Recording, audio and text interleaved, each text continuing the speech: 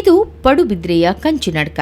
ಕರಾವಳಿಯ ಪ್ರಭಾವಿ ದಲಿತ ಸಮುದಾಯವಾಗಿರುವ ಮುಂಡಾಲ ಸಮಾಜಕ್ಕೆ ಇದು ಅತ್ಯಂತ ಪವಿತ್ರ ಕ್ಷೇತ್ರ. ಸಾಕಷ್ಟು ಧಾರ್ಮಿಕ ಮತ್ತು ಐತಿಹಾಸಿಕ ಹಿನ್ನೆಲೆ ಇರುವ ಈ ಕ್ಷೇತ್ರ ಈಗ ವಿವಾದದ ಕೇಂದ್ರ ಬಿಂದುವಾಗಿದೆ. ಕಂಚಿನಡ್ಕದಲ್ಲಿ ಬಬ್ಬುಸ್ವಾಮಿ ಮತ್ತು ತನ್ನಿಮಾನಿಗ ದೈವ ಮೂಲ ಕ್ಷೇತ್ರವಿದೆ. ಈ ಜಾಗಕ್ಕೆ ಸೂಕ್ತ ಮೇಲ್ಛಾವಣಿಯ ವ್ಯವಸ್ಥೆ ಇಲ್ಲ. ಈಗ ದಾನಿಯೊಬ್ಬರು ಮೇಲ್ಛಾವಣಿ ಮಾಡಲು ಮುಂದಾಗಿದ್ದು, ಇದಕ್ಕೆ ಸ್ಥಳೀಯ ಮುಸ್ಲಿಮರು ವಿರೋಧ ವ್ಯಕ್ತಪಡಿಸಿದ್ದಾರೆ. ಮೇಲ್ಛಾವಣಿ ಅಳವಡಿಸಿದ್ರೆ ನಮ್ಮ ವಾಹನಗಳ ಓಡಾಟಕ್ಕೆ ತೊಂದರೆಯಾಗುತ್ತದೆ ಅನ್ನೋದು ಮುಸ್ಲಿಮರ ವಾದ.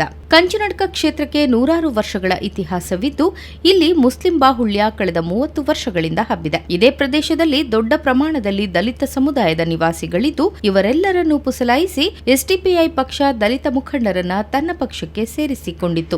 ಈಗ ಎಸ್ಡಿಪಿಐ ಪಕ್ಷ ಮುಸ್ಲಿಂ ಪರವಾಗಿ ನಿಂತಿದ್ದು, ದಲಿತರು ಕಂಗಾಲಾಗಿದ್ದಾರೆ. ಎಸ್ಡಿಪಿಐ ಪಕ್ಷದ ಈ ನಡೆಯಿಂದ ಬೇಸತ್ತು ದಲಿತ ಮುಖಂಡ ಸದಾಶಿವ ಕಂಚಿನಡ್ಕ ಈಗಾಗಲೇ ತನ್ನ ಹುದ್ದೆಗೆ ರಾಜೀನಾಮೆ ನೀಡಿ ಎಸ್ಡಿಪಿಐ ವಿರುದ್ಧ ಹೋರಾಟಕ್ಕೆ ನಿಂತಿದ್ದಾರೆ. ಇನ್ನು ದಲಿತ ಮುಸಲ್ಮಾನ್ ಭಾಯಿ ಎನ್ನುವ ಎಸ್ಡಿಪಿಐ ಪಕ್ಷದ ಮುಖಂಡರು ಮೊನ್ನೆ ಪೊಲೀಸರ ಎದುರು ಕೂಡ ಶಾಂತಿ ಸಭೆಯಲ್ಲಿ ದಲಿತರಿಗೆ ಅವರ ದೇವಸ್ಥಾನ ಅಭಿವೃದ್ಧಿಪಡಿಸಲು ಅವಕಾಶ ನೀಡುವುದಿಲ್ಲ ಎಂದು ತೊಡೆತಟ್ಟಿದ್ದಾರೆ.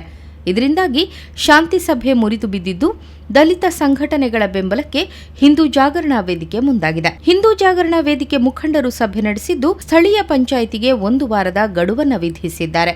1 ವಾರದ ಒಳಗೆ ಮೇಲ್ಛಾವಣಿ ಅಳವಡಿಸಲು ಅವಕಾಶ ನೀಡದಿದ್ರೆ ಉಗ್ರ ಹೋರಾಟ ನಡೆಸೋದಾಗಿ ಎಚ್ಚರಿಕೆಯನ್ನು ನೀಡಿದ್ದಾರೆ. ಇದು ಚಾರಿತ್ರಿಕ ಇತಿಹಾಸವುಳ್ಳಂಥ ಜಾಗ. ಇಲ್ಲಿ ಒಂದು ಗುಡಿ ನಿರ್ಮಾಣ ಮಾಡಿಕೊಂಡು ಸಾರ್ವಜನಿಕವಾಗಿ ನಾವು ಇಲ್ಲಿ ಪೂಜೆ ಪುರಸ್ಕಾರ ದರ್ಶನ ಸೇವೆಯನ್ನು ಕೆಲವಾರು ವರ್ಷಗಳಿಂದ ಮಾಡ್ತಾ ಬಂದಿರ್ತೇವೆ. ಅದಕ್ಕೆ ಯಾವುದೇ ಒಂದು ಮೇಲ್ಛಾವಣಿ ಇಲ್ಲ. ನಾವು ಬಿಸಿಲುಗಾಲದಲ್ಲಿ ನಾವು ಬಿಸಿಲಲ್ಲೇ ನಿಂತ್ಕೊಂಡು ದರ್ಶನ ಸೇವೆಯನ್ನು ಪೂಜೆಯನ್ನು ಮಾಡುವಂಥ ಪರಿಸ್ಥಿತಿ. ಮಳೆಗಾಲದಲ್ಲಿ ನಾವು ಒಂದು ಟರ್ಪಲನ್ನು ಕಟ್ಕೊಂಡು ನಾವು ಪೂಜೆಯನ್ನು ಮಾಡುವಂಥ ಪರಿಸ್ಥಿತಿ.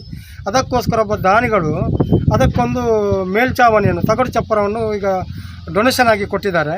ನಾವು ತಗಡು ಚಪ್ಪರ ಹಾಕಲಿಕ್ಕೆ ಹೋಗುವಾಗ ಇಲ್ಲಿ ನೆರೆಮನೆಯವರದೊಂದು ಆಕ್ಷೇಪ ಇದೆ. ಅದಕ್ಕೆ ಕೆಲವು SDB ಅವರು ಸೇರಿಕೊಂಡು ಅದನ್ನು ಮಾಡಲೇಬಾರ್ದು ಅನ್ನೋ ಒಂದು ರೀತಿಯಲ್ಲಿ ಆಕ್ಷೇಪಣೆ ಮಾಡಿದ್ದಾರೆ. ಇದನ್ನು ನಿನ್ನೆ ತಾನೇ ನಾವು ಪೊಲೀಸರ ಸಮ್ಮುಖದಲ್ಲಿ ಒಂದು ಸೌಹಾರ್ದ ರೀತಿಯಲ್ಲಿ ಬಗೆಹರಿಸಿಕೊಳ್ಳಲಿಕ್ಕೆ ನಾವು ಅಲ್ಲಿಗೆ ಹೋಗಿದ್ದೇವೆ.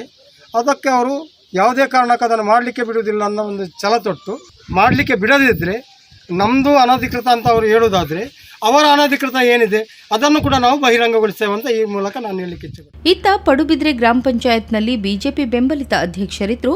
ಅವರು ಎಸ್ಡಿಪಿಐ ಬೆಂಬಲಿತ ಸದಸ್ಯರ ಮುಲಾಜಿಗೆ ಬಿದ್ದಂತೆ ಕಾಣ್ತಾ ಇದೆ. ಇದು ಹಿಂದೂ ಪರ ಸಂಘಟನೆಗಳನ್ನ ಕೆರಳಿಸಿದ್ದು, ಪಂಚಾಯತ್ ವಿರುದ್ಧ ಹೋರಾಟಕ್ಕೆ ಕರೆ ನೀಡುವ ಸಾಧ್ಯತೆಯೂ ಇದೆ.